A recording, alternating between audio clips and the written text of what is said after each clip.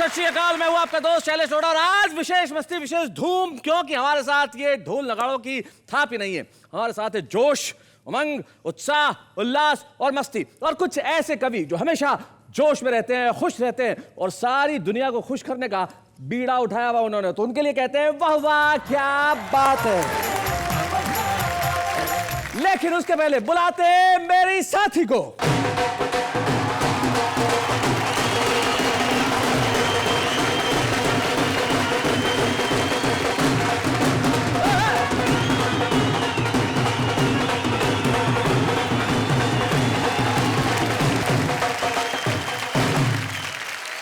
नमस्कार, धूम धड़ाके के साथ स्वागत करती हूँ आप सबका हम सब के शो में, जिसका नाम है वाह वाह क्या बात है। भाई धूम धड़ाके के लिए इन नगाड़ों की क्या जरूरत है, आपके आते ही वैसे ही धूम धड़ाका हो गया है। खैर माफ कीजिएगा, अभी हम आपकी बात नहीं कर रहे हैं, हम बात कर रहे हैं उनकी, जो हमारे कवि मित्र हैं जो जोश से भरे हुए हैं। वैसे जोश कविताएं सुन के भी आता है। वीर रस की कविता सुन के एक लड़के को जोश आया, वो अपने घर गया और बोले माँ मैं तेरे दूध का कर्ज चुकाना चाहता हूँ। माँ ने कहा दूध वाले का चुका दे, 3 महीने हो गए।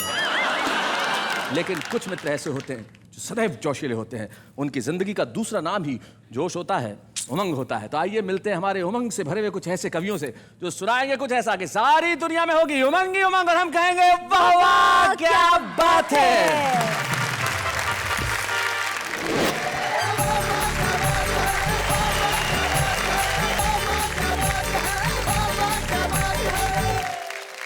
भगवान ने ये जमीन बनाई। अच्छा, भगवान ने ये जमीन बनाई, बाकी सब मेड इन चाइना।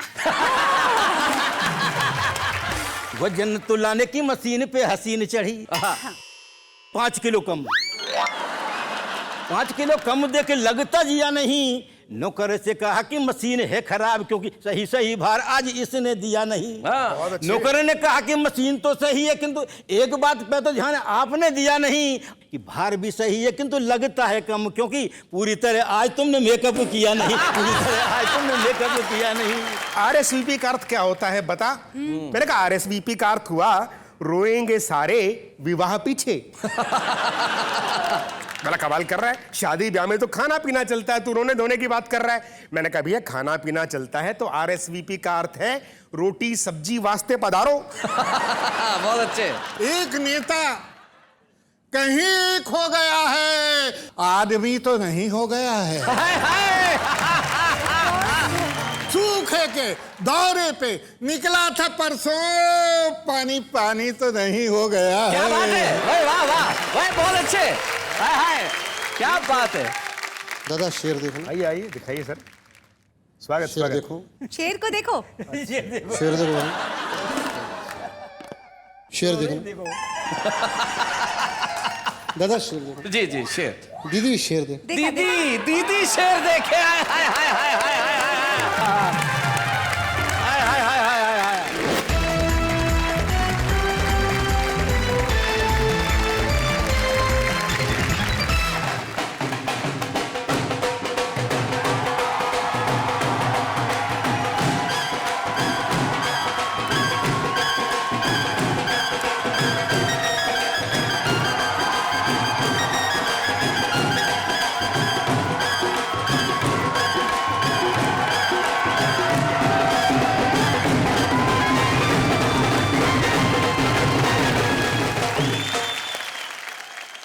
हमारे साथ हमारे 3 कवि मित्र मौजूद हैं जो न सिर्फ कविताएं सुनाएंगे लेकिन सुनाएंगे कुछ ऐसा कि सारी दुनिया कह उठेगी वाह वाह क्या बात है। आइए हम उनसे परिचय करते हैं। सबसे पहले जो मंच के इस कोने में बैठे हैं वो मेरठ उत्तर प्रदेश से हमारे बीच में आए और नाम है उनका सरदार रतन सिंह। रतन बैठिए बैठिए बैठिए। सरदार जी आपका जोश तो कमाल का है, अभी से कविता पढ़ने के लिए तैयार है, लेकिन हमारे बाकी कवि मित्रों का परिचय कर ले। उनके पास जो बैठे हैं हमारे बड़े ही वरिष्ठ कवि मित्र हैं और एक ऐसे कवि जो हास्य भी लिखते हैं, व्यंग्य भी लिखते हैं, गजल भी कहते हैं और उम्र के इस दौर के अंदर जीवन को बस खुशी का स्वरूप बना रखा है। भोपाल से आते हैं श्री दिलजीत सिंह रील। इधर दिलजीत है, इधर मनजीत है। मनजीत सिंह फरीदाबाद में रहते हैं, बड़े कमाल के कवि हैं और इनके परिचय में मैं क्या कहूं, ये इतनी बार विदेश जा चुके हैं कि इनकी आदत में एक चीज हो गई। नेहा जरा 1 मिनट आ जाओ, मनजीत के पास तक जाओ। और सत श्री अकाल जी। और इनका ये जो कोट है इसको थोड़ा सा उठाओ, इनके ऊपर वाली जेब जो शर्ट की उसमें देखो क्या है, क्या निकलता है जरा देखना। खुल जा सिम सिम। क्या निकला बताओ? पासपोर्ट।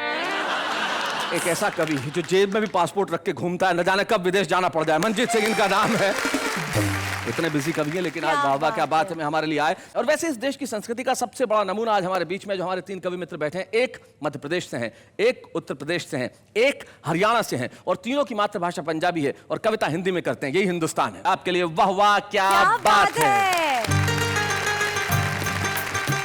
तो आइए महफिल की शुरुआत करते हैं। हम बुलाते हैं उन्हें जो बड़े कमाल के कवि हैं। उनका अपना एक अंदाज है और जिस अंदाज में वो अपने छंद जब सुनाते हैं तो लोग कहते हैं भाई वाह क्या बात है। तो अब देर मत कीजिए, जीत लेंगे हमारा मन। रतन सिंह। रतन।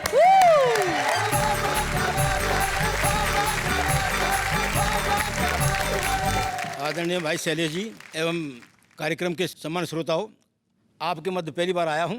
उम्मीद है आपका प्यार मिलेगा, मोहब्बत मिलेगी। जी। करे जो फूल की रक्षा आहा। उसे हम खार कहते हैं, कांटा। वाह। करे जो फूल की रक्षा उसे हम खार कहते हैं, झुका देती है जो गर्दन उसे हम हार कहते हैं। वाह। सदा जो देश की खातिर लगाकर जान की बाजी आहा।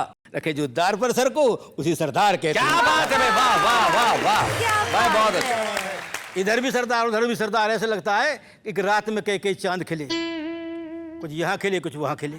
महफिल में 2 सरदार मिले, एक यहाँ मिले एक वहाँ मिले। आंखों से आंखें मिलते ही कहते हैं मोहब्बत होती है। करने को अखियां 4 मिले, एक यहाँ मिले एक वहाँ मिले। वाह वाह वाह वाह वाह, बहुत अच्छा। ये तो मैंने अपना गला खोला ताकि आपके हाथ खुल सके। अब मैं हर घटना में कविता लिखता हूँ। मैं मेरठ का रहने वाला हूँ। हमारे बराबर में गंगा जी बहती है। एक बुढ़िया थी साहब, बुढ़िया के बेटे की शादी हो गई। बुढ़िया बोली बेटा भगवान इच्छा पूरी करती, गंगा जी नहाया हमें। गंगा जी ने बुढ़िया, बुढ़िया का बेटा और पुत्र वधू तीनों गंगा जी में घुसने से पहले क्या बातें कर रहे थे ये किसी को पता नहीं सिवा मेरे। जी। कि पत्नी वे अम्मा गंगा में नहाने चले, कि पति बोला तीनों एक साथ नहीं नहाएंगे। वाह। क्यों कि भाग्य दुर्भाग्य बस आप दोनों डूब गई, हम हैं अकेले किस किस को बचाएंगे। क्या बात है। वाह वाह वाह भाई तो वाह। पत्नी ने कहा ना तो चिंता मेरी छोड़ दो, हाँ। अव्वल तो हम कहीं डूब नहीं पाएंगे, और डूबने लगे तो अब अम्मा को बचाना खुद, मुझको बचाने सो जवान कूद जाएंगे, मुझको बचाने सो जवान कूद जाएंगे। फैशन का जमाना साहब जी। एक रोज की बात है साहब, शैलेश जी और मैडम दोनों बाजार जा रहे थे जी। फिर इन्हें किसी को फोन आया, पैसे ले जाओ। बोले मैं फोन सुन लूँ, तुम कुछ कहो। अच्छा मैं मार्केट में चली जाऊँ, चली जाओ। इन्होंने नौकर को लिया, साग सब्जी लेने चल दी। वहाँ क्या बात है, वहाँ मशीन थी जी। वजन तुलाने की, उसमें मैडम चढ़ गई। हाँ मशीन देखिए कि वजन तुलाने की मशीन पे हसीन चढ़ी। आहा। मशीन पे हसीन भाई, बहुत अच्छे। वजन बहुत बढ़िया, तुलाने क्या की बात है। मशीन पे हसीन चढ़ी। 5 किलो कम। एक तो बोझ उठाई जा रहा, वो 5 किलो हुआ कम। 5 किलो कम दे के लगता जिया नहीं। नौकर से कहा कि मशीन है खराब क्योंकि सही सही भार आज इसने दिया नहीं। हाँ। बहुत अच्छे। नौकर ने कहा कि मशीन तो सही है किंतु एक बात पे तो ध्यान आपने दिया नहीं कि भार भी सही है किंतु लगता है कम क्योंकि पूरी तरह आज तुमने मेकअप किया नहीं। पूरी तरह आज तुमने मेकअप किया नहीं। और मेकअप करने वाले बहुत जो हैं, मरीज का पड़ा हो वहाँ भी जाते हैं, इतना मेकअप करने जाते हैं कि शो में आई हूँ। जी। आपका डेंगू बहुत फैला। हम एक मित्र को देखने के लिए गए तो वहाँ एक ऐसी आ गई हम्म। कि मित्र थे बीमार देखने को अस्पताल गए। अच्छा। मित्र थे बीमार देखने को अस्पताल गए, शुभ चिंतकों में एक पधार गई मेनका। आहा, मेनका। और हालत मरीज की निहारी दोस्तों ने किंतु दोस्तों को एक संग निहार गई मेनका। मेनका। आहा। वाह जी रतन सिंह अब जी। नैनन के तीर मृग नैनी ने चलाए ऐसे, एक बार चला के दिखाओ जरा।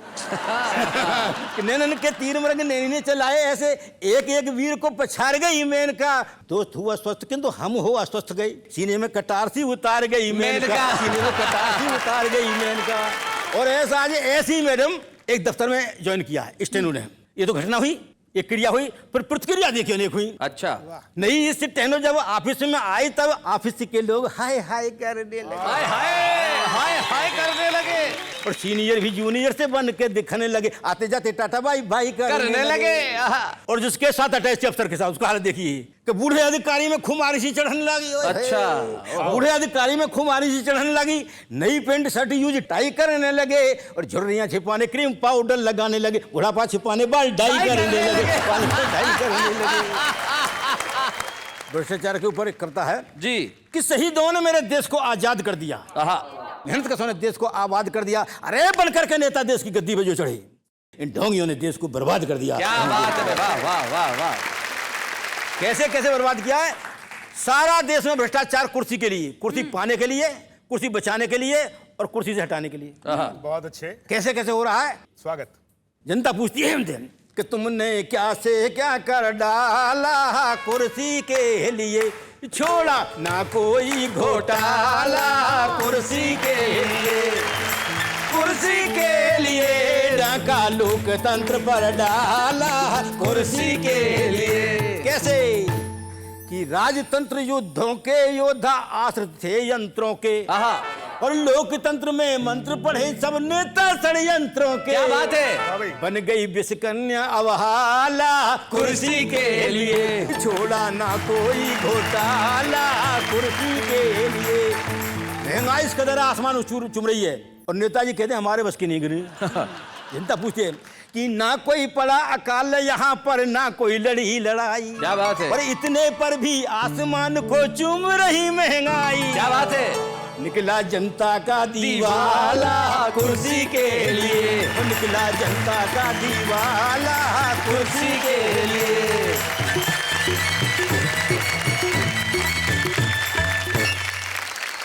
और वैसे कुर्सी के लिए एक बात हमारे कवि मित्र ने मुझे बताई थी कि उन्होंने कहा एक जमाना था, किसी ने बताया कि आज से 500 साल पहले ये एक पेड़ हुआ करता था। उस पेड़ की डाल पे कुछ उल्लू बैठा करते थे। वर्षों बाद इस लोकतंत्र में 21वीं सदी में उस पेड़ को काटा गया, उस पेड़ की कुर्सियां बनवाई गई, उन कुर्सियों को सदनों में भेजा गया और आज भी उन पे उल्लू ही बैठते हैं। ये सबसे बड़ा सच है हमारे लोकतंत्र का। लेकिन ये सच बयानी का नाम ही कविता है। और एक ऐसे ही कवि हमारे बीच में है जो जितनी बढ़िया ढंग से हंसाते हैं उतनी ही व्यंग को अपने सलीके से पेश करते हैं। मन को तो जीतेंगे ही, जिसका नाम मंजीत है। तो भाई क्या बात है, मंजीत सिंह जी को हम यहाँ आमंत्रित करते हैं। आइए मंजीत सिंह जी।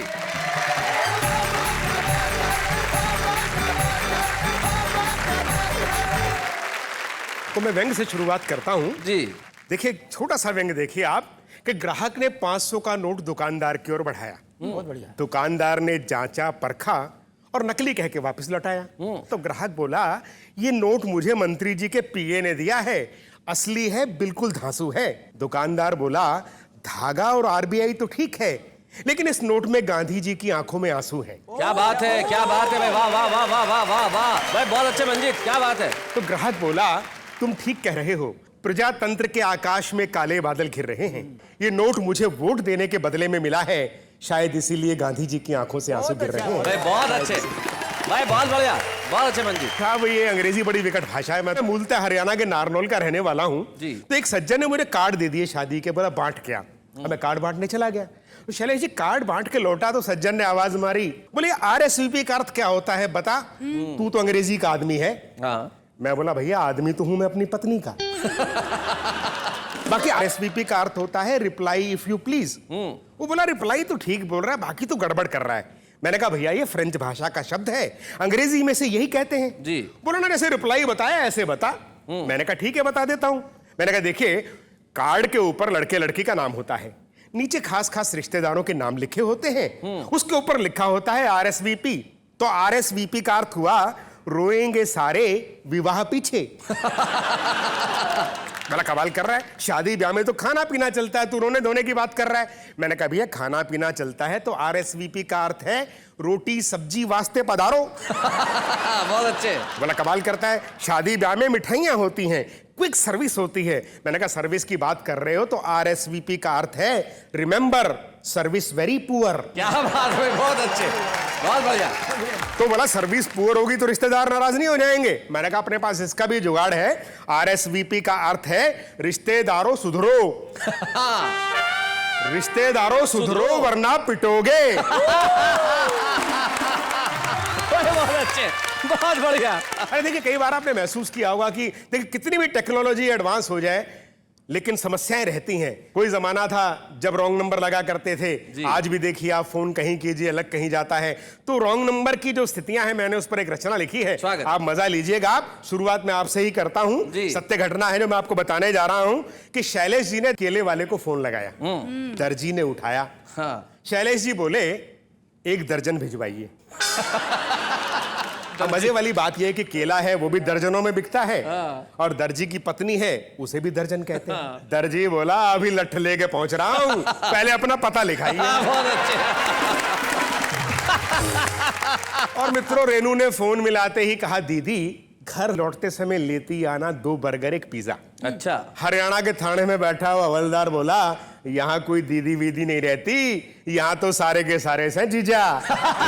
जीजा।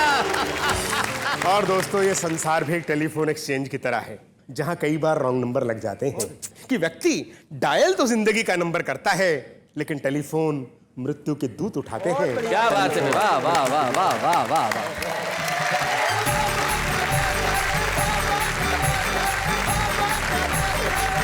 भाई मंजीत सिंह जी, आपने कमाल कर दिया। जिंदगी में टेलीफोन और अंग्रेजी दोनों ही बड़ी समस्याएं पैदा करती है। लेकिन ये जो रॉन्ग नंबर का मसला है, मुझे याद है एक साहब ने अपने घर में अपने नौकर को फोन किया। नौकर ने फोन उठाया, बोले छोटू। बोले यस सर। एक काम कर, अलमारी खोल। उसने खोल दी, वहां एक रिवॉल्वर पड़ा है, रिवॉल्वर निकाल। उसने निकाल ली। बोले जाके तेरे मालकिन को गोली मार दे। उसने गोली मार दी। बोले अब क्या करूं सर? बोले कुछ नहीं, दूसरी मंजिल की अपनी बालकनी में जा और उससे इसको नीचे फेंक दे। बोले सर अपन तो ग्राउंड फ्लोर पे रहते हैं। बोले सॉरी रॉन्ग नंबर। अब अगर जिंदगी में इस तरह से रॉन्ग नंबर लग जाए तो जिंदगी बड़ी मुश्किल हो जाएगी साहब। लेकिन कुछ लोग होते हैं जो हर उम्र के अंदर उनका नंबर सही जगह लगता है। एक ऐसे ही कवि, एक ऐसे ही शायर हमारे साथ है जो न जाने कितने साल पहले दिलजीत सिंह रील साहब ने कविता पढ़ना छोड़ दिया था, लेकिन बड़े ही आग्रह के बाद बहुत समय बाद दिलजीत सिंह रील साहब आज हमारे बीच में है और मैं चाहता हूं कि वहां आए और अपने अंदाज में कुछ सुनाए। हम लेके आते हैं दिलजीत सिंह रील साहब को।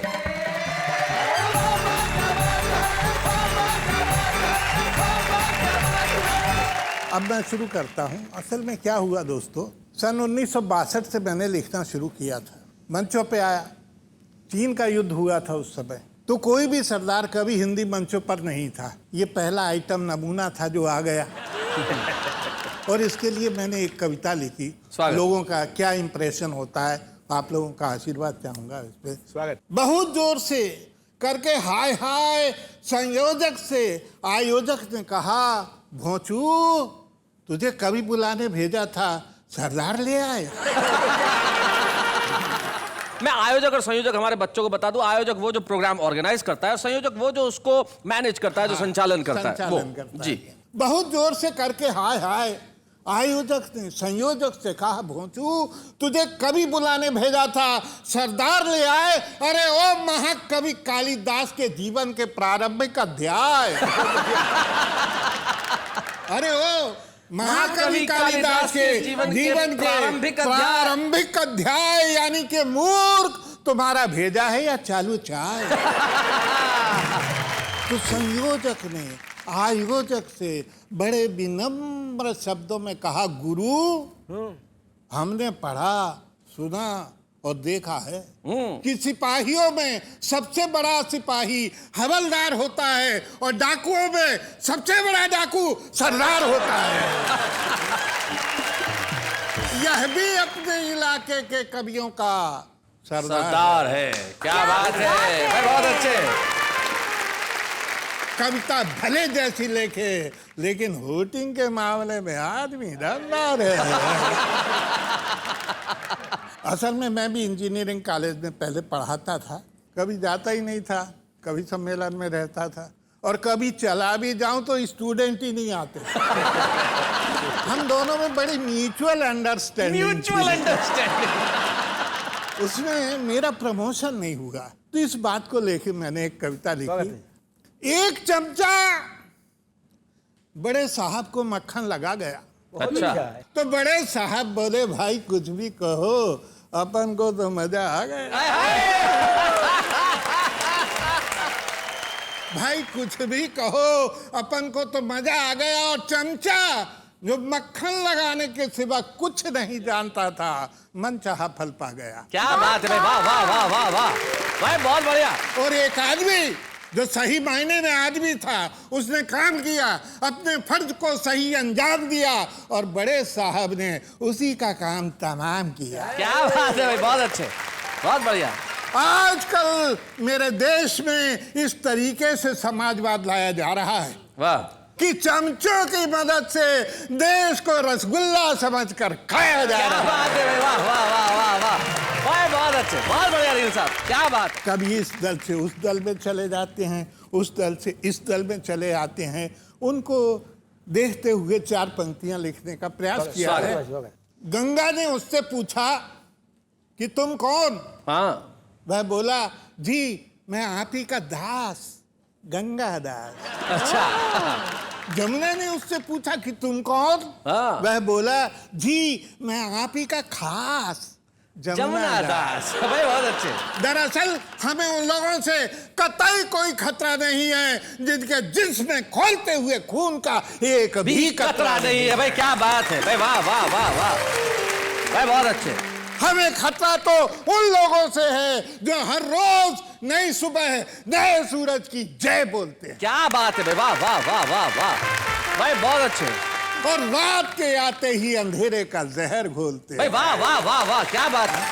और रील रात साहब के बहुत आते अच्छे, ही बहुत अच्छे। अंधेरे का जहर घोलते हैं। और ये 2 पंक्तियां मेरे देश में जब तक ये गंगादास और जमुनादास की प्रवृत्ति रहेगी, सच कहता हूं, देश की करोड़ों आंखों से गंगा जमुना बहती भाई रहेगी। वाह वाह वाह वाह वाह वाह वाह, बहुत अच्छे।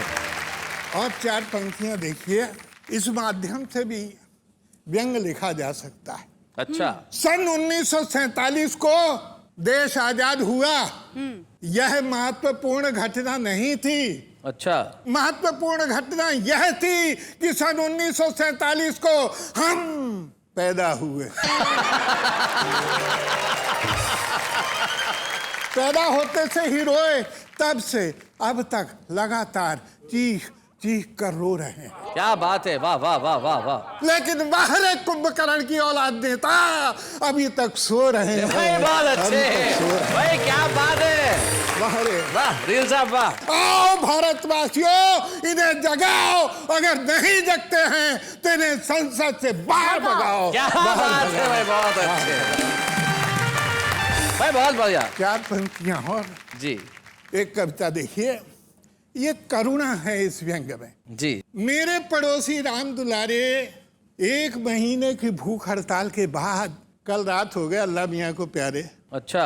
बेचारे बड़े शरीफ आदमी थे, जिंदगी भर शासन को प्रशासन को गालियां देते रहे। ओहो। और रोजगार के नाम पर खाट पर पड़े गरीबी के अंडों को सेते रहे। क्या बात है भाई, वाह वाह वाह। वैसे वे देखने में एकदम मरियल थे, लेकिन साहब क्या रुतबा था, पूरे मोहल्ले के लोग उनसे घबराते थे। अच्छा। गरीब थे ना, कहीं कुछ मांग ना लें। क्या बात है भाई, वाह वाह वाह भाई, बहुत बढ़िया। इसी डर से थर्राते थे।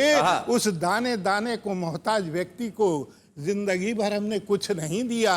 कुछ लोगों का ऐसा भ्रम है, अरे उसी की आत्मा की शांति के लिए एक श्रद्धांजलि का आयोजन किया, यही क्या काम है। वाह वाह वाह वाह वाह, बहुत अच्छे, बहुत बढ़िया। और उसमें भी एक नामी गिरामी नेता को बुलाया, जिसने आते ही भाषण पिलाया कि स्वर्गीय राम दुलारे सच्चे समाज सेवी थे, वे वीर थे, महान थे, तीर थे, कमान थे। क्या बात है। एक ऐसा आदमी जो जिंदगी भर मौत से लड़ा और मर गया।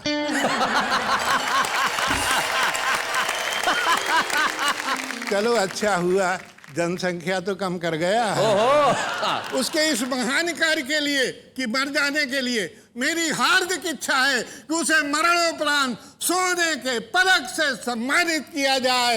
इस तरह पूरे भारतवासियों को मरने के लिए प्रोत्साहित किया जाए। भाई वाह वाह वाह वाह भाई, बहुत अच्छे। और 4 लाइनें जो अक्सर कोट की जाती हैं मेरी। इस देश के श्रोता को ये पता हो न पता हो कि दिलजीत सिंह रील साहब कौन है, आज उन्हें देख रहे हैं, लेकिन ये पंक्ति जो उन्होंने देश के हर कवि के मुंह से सुनी है, कहीं ना कहीं कोट होते हुए, वो इनकी पंक्ति है जो सुना। स्वागत। एक नेता कहीं खो गया है। एक नेता कहीं खो गया है, आदमी तो नहीं हो गया है। सूखे के दौरे पे निकला था परसों, पानी पानी तो नहीं हो गया है। क्या बात है भाई, वाह वाह भाई, बहुत अच्छे। हाय हाय, क्या बात है।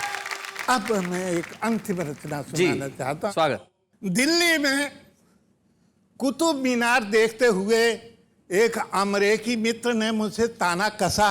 अच्छा। वाह वाह, क्या ऊंचाई है, हाँ। क्या शान है। अरे रील, तेरा देश ये झुग्गियों वाला कितना महान है। क्या बात है भाई, वाह वाह वाह, बहुत अच्छे।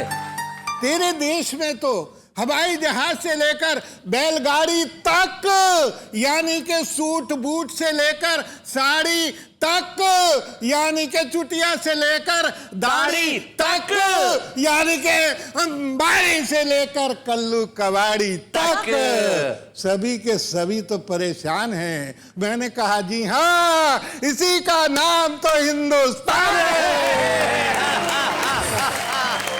बहुत अच्छे। वाह वाह, क्या बात है। कह लो विदेशी बाबू, तुमने देखा नहीं ऐसा जादू। तुमने देखा नहीं ऐसा जादू कि हम भूखे हैं, नंगे हैं, मगर संतुष्ट हैं। क्या बात है, बढ़िया। अरे तन से कमजोर सही, मगर आत्मा से पुष्ट हैं। भाई वाह वाह वाह वाह वाह। अरे तन से कमजोर सही, मगर आत्मा से पुष्ट है। हम अपने मुंह अपनी बड़ाई नहीं करते। अच्छा। लड़ने का मन हो तो आपस में लड़ लेते, मगर दादागिरी दिखाने को किसी इराक पे चढ़ाई नहीं करते। क्या बात है भाई, बहुत अच्छे, बहुत बढ़िया। हम प्रेम पुजारी हैं। Yes. जुल्म की सदारत नहीं करते। प्राण भले ही चले जाएं, मगर लाशों की तिजारत नहीं करते भाई, वाह वाह वाह वाह वाह, क्या बात है, बहुत अच्छे। अरे हिंदुस्तान देखने आए हो तो यहाँ के आम आदमी को देखो, देखो उसकी मीरा बन गई आंखों से तुम्हें तुलसी जायसी रसखान दिखेगा। और देखना ही चाहते हो तो देखो सूरदास की आंखों से तुम्हें कृष्ण कन्हैया वाला हिंदुस्तान दिखेगा। भाई वाह वाह वाह वाह वाह।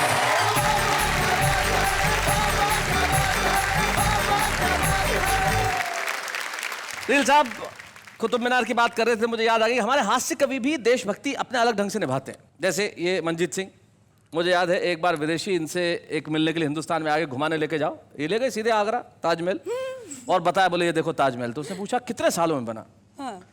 बोले 22 साल लगे। बोले बहुत आलसी है तुम्हें इंडियन, बहुत टाइम लगाता है। अब इन्हें बड़ा गुस्सा आया, दूसरे दिन लाल किले ले गए। उसने पूछा ये कितने सालों में बना? इसको भी बोले लगे 10-15 साल लगे। बोले बहुत आलसी है, बहुत टाइम लगाता है। अब इन्हें बड़ा गुस्सा आया, अब क्या किया जाए? तीसरे दिन कुतुब मीनार पे ही ले गए। बोले ये देख। अंग्रेज ने कहा ये बहुत अच्छा, ये कल क्यों नहीं दिखाया? बोले रात को ही बनवाई है।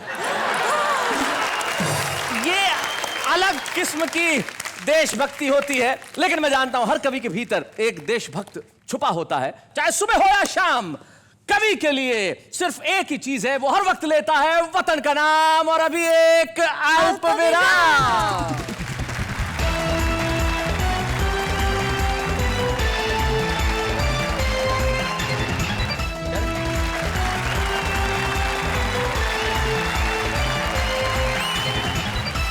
आपका जोश से भरे उस एपिसोड में जहां आज हमारे कवियों ने धमाल कर दिया है, उस कार्यक्रम में जिसका नाम है वाह वाह क्या बात है। क्या बात है Shailesh ji, I am so happy. अब कहां से रील्स आपको ढूंढ के लाए? क्या बात है। रील साहब तो 20 साल पहले कविता पढ़ना छोड़ चुके थे, छुप गए थे, लेकिन सूरज कितनी भी कोशिश कर ले छुप नहीं सकता। जैसे हमारे आम आदमियों में भी प्रवृत्ति है कि वो कविताएं लिखते हैं। अब वो भले घर में बैठ के लिखते हो, लेकिन हम उन्हें ढूंढ ही लेते हैं, हमारा कैमरा पहुंच जाता है उन तक। देखते हैं कैसे, जरा देखिए। डर से डरो नहीं, जस्ट फाइट इट। डर से डरो नहीं, just fight it. Hi, I am Rajinikanth. Minded. महंगाई के इस दौर में करना पड़ता है अपने खर्चे पर काबू। महंगाई के इस दौर पे करना पड़ता है अपने खर्चे पर काबू। एक चुटकी सिंदूर की कीमत तुम क्या जानो रमेश बाबू। नाच मेरी बुलबुल तुझे पैसा मिलेगा, नाच मेरी बुलबुल तुझे पैसा मिलेगा। हम CID से कोई अपनी जगह से नहीं लेगा।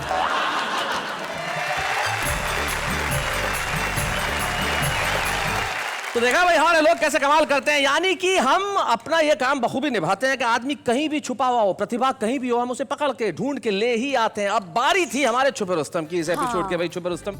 तो हम एक ऐसे छुपे रुस्तम को ढूंढ के लेके आए जो मध्य प्रदेश में छोटे से गांव जिसका नाम परासिया है, जो छिंदवाड़ा जिले में है, वहां रहते हैं, लेकिन कविता की उनमें अकूत प्रतिभा है। तो आज के हमारे छुपे रुस्तम है वाहे गुरु भाटिया।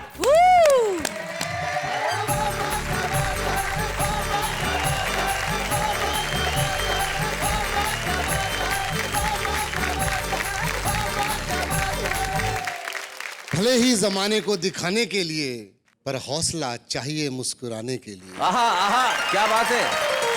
इस जमाने के सितम का क्या गम करें वीरा, इसे तो बस मौका चाहिए रुलाने के लिए। वाह वाह वाह वाह, सही कही। दादा शेर देखो। आइए आइए, दिखाइए सर। स्वागत। शेर देखो, शेर को देखो। शेर देखो भाई, शेर देखना। दादा शेर देखो। जी जी, शेर। दीदी शेर देख। दीदी दीदी शेर देखे। हाय हाय हाय हाय हाय हाय हाय हाय हाय हाय। इसे कहते हैं सच्चाई। इसके जिंदगी से भी और इनके दिल से भी दूर यूं छल गया, आखिर इन्हें भी इनकी उम्र का पता चल गया। दीदी। Okay okay. सर मुझे सब टीवी से फोन आया। अच्छा। बोले भाटिया जी आपको आना पड़ेगा। मैं बोला यार मैं बहुत बिजी हूँ। नहीं बोले आपको आना पड़ेगा। मैं बोला यार आज फिर नहाना पड़ेगा। वीर जी मैं बड़ा नहा धो के तैयार होके राजा बेटा अच्छा बच्चा बन के स्कूटर लेके मार्केट में निकला। यहाँ से कविता दादा निकल के आती है। जी। कोशिश किए वीर जी, आशीर्वाद चाहूंगा। स्वागत भाई। कि बचना है अगर कुछ दिन यम से, तो गाड़ी मत चलाओ जम से। हेलमेट पहनो नित्य नियम से। सही बात है। और हेलमेट पहनने का मजा ही कुछ और है, समझ में ही नहीं आता कौन सिपाही कौन चोर है। बहुत बढ़िया। एक टायर वाले की दुकान पे घटना घटी। अच्छा। एक साथ आके रुकी दो फटफटी मोटरसाइकिल। एक टायर वाले की दुकान पे घटना घटी दीदी। दो मोटरसाइकिल आपके साथ एक साथ आके रुकी दो फटफटी। इत्तेफाक दोनों गाड़ी और हेलमेट का एक जैसा था रंग। दोनों लेके निकले थे अपनी अपनी बीवी को अपने अपने संग। इत्तेफाक पे दोनों का पिछला टायर था दबा। बोले गणेश पंचर, थोड़ी थोड़ी भर दो हवा। दोनों की बीवियां गाड़ी से गई उतर, उसने भी दी गाड़ी में हवा भर। बस यही घटना एक नया उद्यम कर गई। बैठते वक्त दोनों की बीवियां बदल गई। हेलमेट के कारण हो गया सब घोटाला। एक निकल लिया दादर, दूसरा निकल लिया वडाला। भैया बीवी बदले तो बदले, पर नियम नहीं तोड़ेंगे कसम से। हम हेलमेट लगाएंगे नित्य नियम से। हम हेलमेट लगाएंगे। क्या बात है। ज्यादा चिकनगुनिया खूब फैला था। चिकनगुनिया जी। इस कविता को मैंने वहां से उठाने की कोशिश की। आपका आशीर्वाद चाहूंगा वीर जी। स्वागत। तो कल रात मच्छरदानी में मैंने एक मच्छर को पकड़ा, अपनी उंगली में जकड़ा। मैंने कहा हे जलियां वाले बाग के जनरल डायर, चिकनगुनिया और मलेरिया के होल सोल सप्लायर, आप हम गरीबों को क्यों काट रहे हैं? तरह तरह की बीमारियां क्यों बांट रहे हैं? अरे काटना ही है तो उन गद्दार नेताओं को काटो जो देश का गला काट रहे हैं। वाह वाह वाह वाह, बहुत अच्छा। मच्छर बोला सरदार जी पहले ढीला करो यार। पहले ढीला करो यार। खूब टाइट पकड़ लिए। मैंने मच्छर को ढीला किया। मच्छर ने अपनी कोट पैंट टाइट ठीक किया और बोला सरदार जी, ओ भाटिया जी, ओ वाहिगुरु जी, उन गद्दार नेताओं को हम तो क्या हमारे बच्चे ही निपटा के आ जाएंगे, मगर उन्हें काटने से कहीं हमें मलेरिया हो गया। हाय हाय हाय हाय हाय हाय हाय, क्या बात है भाई, बहुत बढ़िया। तो क्या आप हमें बचा पाएंगे? बढ़िया बढ़िया। उन गद्दार नेताओं को मरवाना है, उनको सबक सिखाना है, तो दिल्ली से उठाइए, मुंबई ले जाइए और वहां के कार्यक्रम में सामने बिठाइए और कवियों को बोलो शुरू। कवि शुरू हो जाएंगे। भ्रष्टाचार, गरीबी, मक्कारी वगैरह वगैरह सब पर इतनी कविता सुनाएंगे, इतनी कविता सुनाएंगे कि इनकी आंखों का शर्म का पानी तो मर चुका है। देख लेना ये नेता खुद चिल्लू भर पानी में डूब के मर जाएंगे। वाह वाह वाह। थैंक यू दोस्तों। आज से आप सारी दुनिया में जाने नहीं जाएंगे, जाने जा चुके हैं। तो हम चाहते हैं वाहिगुरु भाटिया जी, आप आज छुपे रुस्तम बन के आए हैं, कल को हम चाहते हैं कि आप वहां बैठें और कविताएं सुनाएं और सारा देश आपके लिए कहे वाह वाह क्या बात है Waheguru thank you ji. Sir.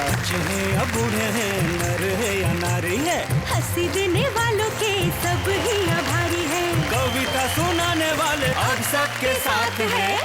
क्या बात है। धमाल अभी जारी रहेगा, कौन आएगा और क्या सुनाएगा और क्या करने वाला है अभी क्यों बताऊं, अभी नहीं बताऊंगा उसका नाम। अभी हम ले रहे हैं एक अल्प विराम।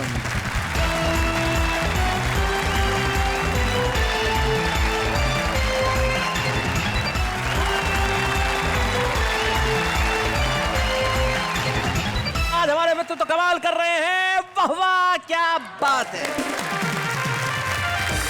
आपको पता है कौन आने वाला है? नहीं पता। शैलेश जी बताते नहीं, बताइए ना प्लीज कौन आने वाला है? ये बहुत सीनियर कवि आ रहे हैं अब।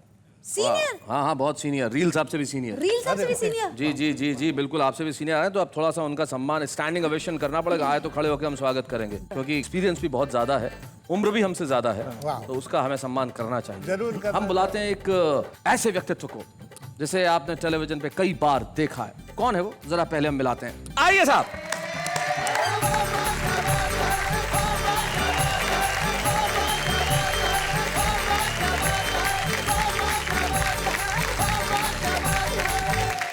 बैठिए बैठिए। ये है तारक मेहता का उल्टा चश्मा में आपने देखा होगा टप्पू सेना के बड़े ही प्यारे से क्यूट से गोगी, यानी कि समय शाह। हम जोरदार तालियों से स्वागत करते हैं इनका। और भाई ये सीनियर है, मैं साबित कर सकता हूं। हम लोगों की उम्र बीत चुकी है, लेकिन जो बची हुई उम्र है वो इसकी हम सबसे ज्यादा है। क्या बात है शैलेश जी? हम लोगों ने अपने अपने अनुभव ले लिए, लेकिन जो अनुभव इसको लेने हैं वो हमसे कई गुना ज्यादा, इसलिए हम सबसे सीनियर है समय शाह भाई। वाह क्या बात वाह वाह, है। क्या बात है। Hello uncle, hello, hello, aunty, hello, hello. सत श्री अकाल। सत श्री अकाल। मुझे तो कविता आती नहीं है, पर मुझे किसी से सुनाई है। अच्छा, मैं वो सुनाऊं? हाँ सुना दो सुना दो सुना दो। भगवान ने ये जमीन बनाई, अच्छा, भगवान ने ये जमीन बनाई, बाकी सब मेड इन चाइना। और दूसरी भी है, वो सुनाओ। हाँ हाँ हाँ बिल्कुल बिल्कुल बिल्कुल। प्यार हमें इस मोड़ पे ले आया, आहा, इतनी देर से करे बस ही नहीं आ रही। बेटा इस कविता को मैं थोड़ा सा बदल भी देता हूँ। अगर हमारी उम्र में लिखते तो क्या लिखते? क्या? कि प्यार हमें इस मोड़ पे ले आया, इतनी देर से खड़ा हूं पर बस में ही नहीं आ रही। तो ये कविता का बस छोटा सा फर्क है। इसके अलावा कोई कविता याद है बेटा तुम्हें? हाँ एक है। एक है? हाँ। तो सुनाओ। मोटू राम दिन भर खाए जाए जाम, पेट को ना दे जरा आराम। मोटू राम स्कूल जो जाए, मोटू राम दोस्त सताए खुले आम। मोटू तू है तेंदू राम, हमारी कमर तेरा गोदाम। मोटू राम रोते घर जाए मोटू राम, सर उठा ले पूरा धाम। माँ पूछे करे छोटू राम, मत रो बेटा खा ले आम। जब जब रोते मोटू राम, तब तक खाते जाए आम। और करे ना काम न धाम, मुतियाते जाए मोटू राम। एक दिन पेट में उठा सांप, डॉक्टर के पास मोटू राम। सुई लगी चिल्लाए हाय राम, तब जाने सेहत की दाम। अब तो रोज करे व्यायाम, धीरे धीरे घटा वजन, पुतले हो गए मोटू राम। भाई क्या बात है, बहुत अच्छे। शैलेश जी, क्या बात? रोशन भाभी ने कविता सिखा के भेजा इसको। क्या बात है गोगी भाई, तुमने कमाल कर दिया। हम उस उम्र में है जहाँ पे आदमी या तो योगी होता है या रोगी होता है। लेकिन योगी और रोगी के बीच में गोगी ने आके जो कविताएं सुनाई है, उससे लगता है कि आने वाली पीढ़ी बड़ी लाजवाब होगी। Thank you Gogi. बाय। तो ये था समय शाह, यानी कि गोगी, एक छोटा सा प्यारा सा बच्चा जिसने अपने बड़े क्यूट से अंदाज में कविताएं सुनाई। और सचमुच हम भी अगर बच्चे की तरह हो जाएं तो सचमुच सच्चे हो जाएं। और कुछ लोग होते हैं, कहते हैं कि जब आदमी बूढ़ा होता है, एक उम्र आती है, बुजुर्ग होता है, तो बच्चा होता चला जाता है। दिलजीत सिंह रील साहब हमारे साथ हैं, उनकी वही उम्र है जब उनका बचपन शायद फिर से लौटने लगा है। और हम चाहते हैं कि आज इस वाह वाह क्या बात है कि मंच पे उस कवि का सम्मान हो जो 20 साल बाद लौटा, लेकिन ऐसा लौटा कि अंग्रेजी में कहते हैं he came, he saw and he conquered। Diljit Singh reel साहब। बच्चे हैं या बूढ़े हैं, नर है या नारी है, हंसी देने वालों के सब ही आभारी है, कविता सुनाने वाले अब सबके साथ है। क्या बात है। जैसे कि परंपरा है, जब हम जिस व्यक्ति का सम्मान करते हैं तो उनके परिवार का कोई ना कोई सदस्य यहाँ उपस्थित होता है। हमें बड़ी खुशी है कि आज दिलजीत सिंह रील साहब के पुत्र जसप्रीत यहाँ पे उपस्थित है। हम चाहते हैं वो यहाँ तक आए। क्या हाल है जसप्रीत आपके? बढ़िया। अच्छा, रील साहब तो बड़े कवि हैं, बड़े शायर हैं। कविता सुनाते हैं कभी? बहुत कम। कभी कभी डांटते हैं? बहुत डांटते थे। किस बात पे डांटते हैं? जब मैं खेलता था, उनकी जब बुलाते थे वो, तो मैं उनका बात नहीं सुनता था। अच्छा। तो वो बहुत गुस्सा हो जाया करते थे। फिर मनाना बहुत मुश्किल हो जाता जब इन्हें गुस्सा आता था। मनाना मुश्किल हो जाता है? फिर कैसे मानते थे अल्टीमेटली? मम्मी से बोलता था कि मम्मी प्लीज पापा को बनाओ। How sweet, हाँ how हाँ हाँ। sweet फिर मम्मी is मना that? लेती थी? जी बिल्कुल। क्या बात है रील साहब, मतलब अभी भी आप आंटी से मान जाते हो। तो आज का एपिसोड था जुनून के नाम, उत्साह के नाम, उमंग के नाम, जोश के नाम, मस्ती के नाम, धमाल के नाम। और मैं जानता हूँ कमाल हो गया, धमाल हो गया। और आप का घर कविताओं से माला माल हो गया, तो इन कवियों के लिए एक बार जोरदार तालियां बजाइए।